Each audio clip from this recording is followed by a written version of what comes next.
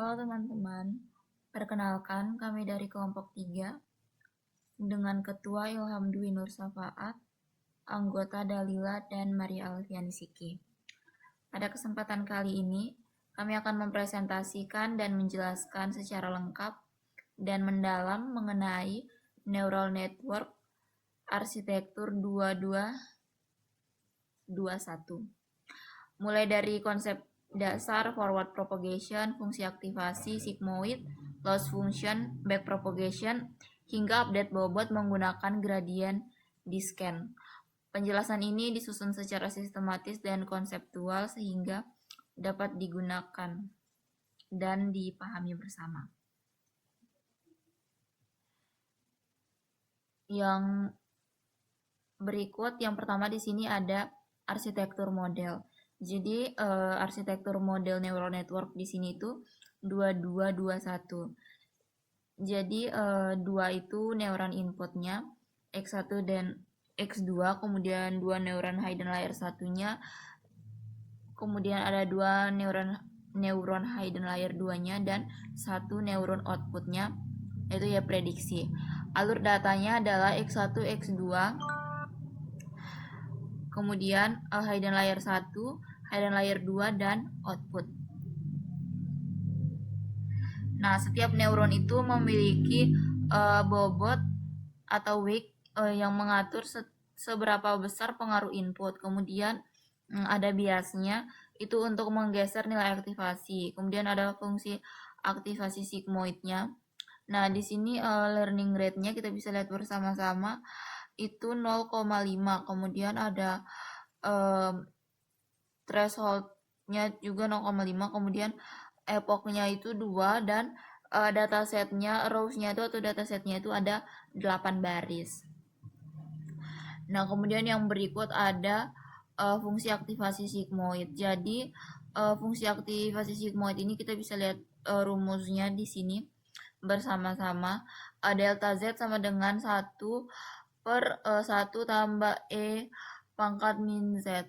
Jadi fungsi ini tuh mengubah nilai Z atau pre-activation menjadi output antara 0 dan 1, cocok untuk klasifikasi biner.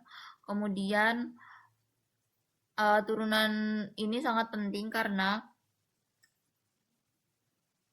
kemudian yang berikut itu ada turunan sigmoid. Jadi kita bisa lihat di sini. Jadi turunan ini tuh sangat penting karena dipakai saat backpropagation. Nah, menentukan seberapa sensitif sih neuron terhadap perubahan bobot. Kemudian ada karakteristik penting. Jadi nilai maksimum turunannya itu delta Z, nilai maksimum turunannya itu delta Z 1 kurang delta Z sama dengan 0,25. Nah, jadi 25 saat delta Z sama dengan 0,5. Nah, jadi saat output mendekati 0 atau 1, delta prediksi Z sama dengan 0. Jadi learning rate-nya itu melambat atau saturasi. Nah, di sini kita bisa lihat bersama-sama posisi tombol Z itu jadi nilai mentah neuron sebelum aktivasi. Kemudian sensitivitas maksimum itu saat Y prediksi sama dengan 0,5. Kemudian Y prediksi 1 kurang 1 Y prediksi sama dengan 0,25 itu maksimumnya. Kemudian volumenya itu Y prediksi. Jadi output sigmoid antara 0 dan 1. Nah, kemudian saturasinya ini saat Y sampai 0, sampai 0 atau 1 sampai Y prediksi 1 kurang Y prediksi sama dengan 0. Jadi itu belajar lambat. Kemudian yang berikut ada forward propagation. Jadi forward propagation itu adalah proses menghitung output dari input. Nah, di sini ada neuron 1 hidden layer 1. Kita bisa lihat bersama-sama. Di sini.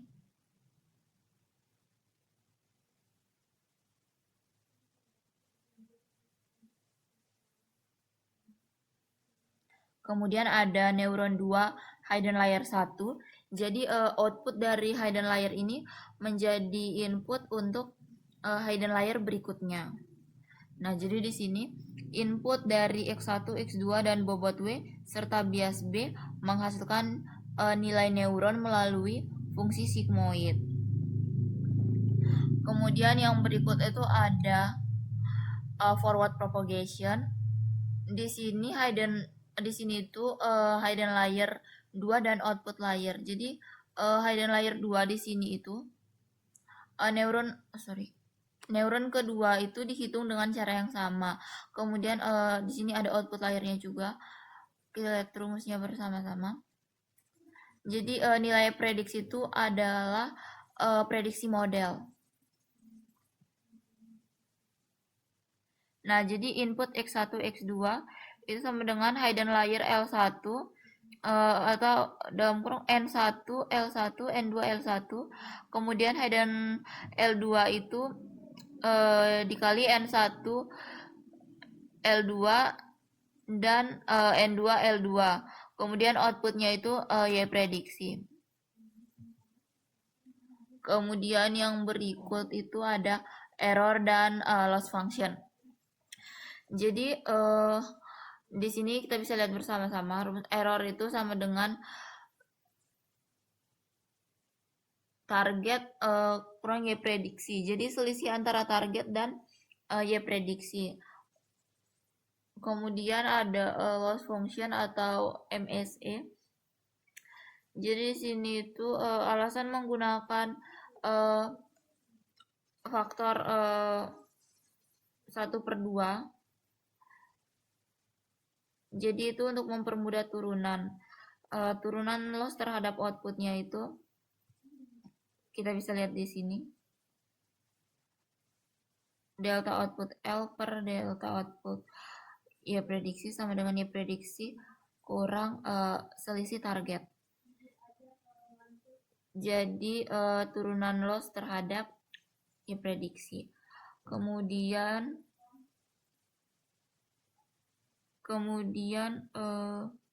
loss itu sama dengan jarak target. Jadi turunan loss itu sama dengan koreksi menuju target. Jadi L sama dengan 0 saat Y prediksi sama dengan target.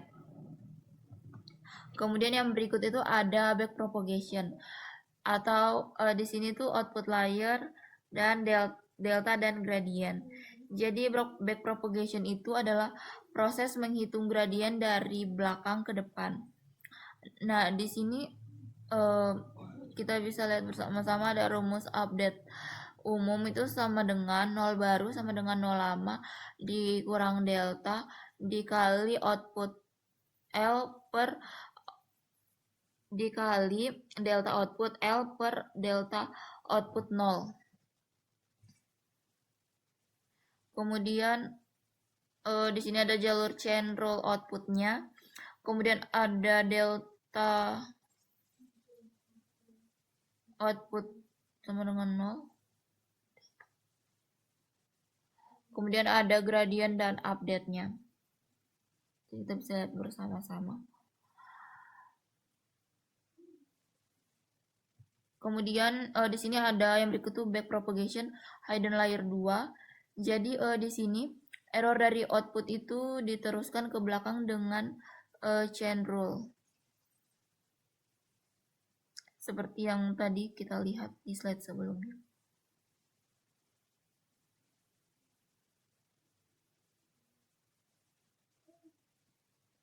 Kemudian yang berikut ada back propagation hidden layer 1 jalur bercabang.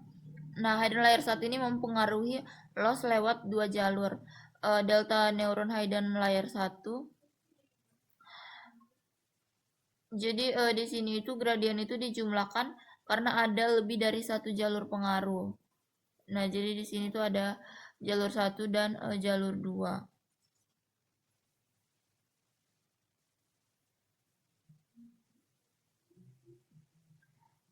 Kemudian gradien itu sama dengan jumlah pengaruh kedua jalur. Bisa dilihat di sini. Kemudian ini juga ada output layer, kemudian ini ada urutan hitung output hidden layer L2 dan hidden layer L1, hidden L2 dan hidden L1. Nah, di sini hidden layer 2-nya itu kita bisa lihat, kemudian hidden layer 1 jalur bercabangnya.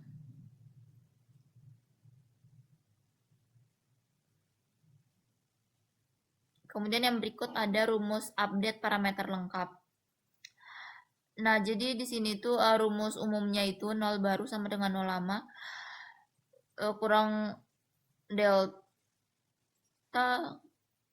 dikali delta output L per delta output 0. Kemudian di sini ada output layer, ada hidden layer 2 dan ada hidden layer 1. Kita bisa lihat bersama-sama.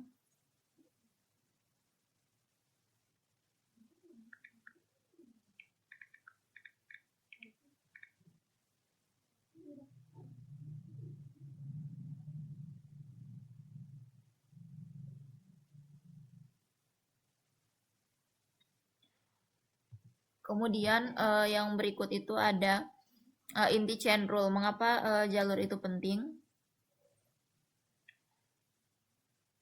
Jadi chain rule itu, jadi sini kita bisa lihat bersama-sama. Jadi kita harus menghitung urutan delta dari output ke input. Back propagation itu tidak bisa di lompat layer. Jadi ini kalau kita lihat dari sini, dari rumus yang ada,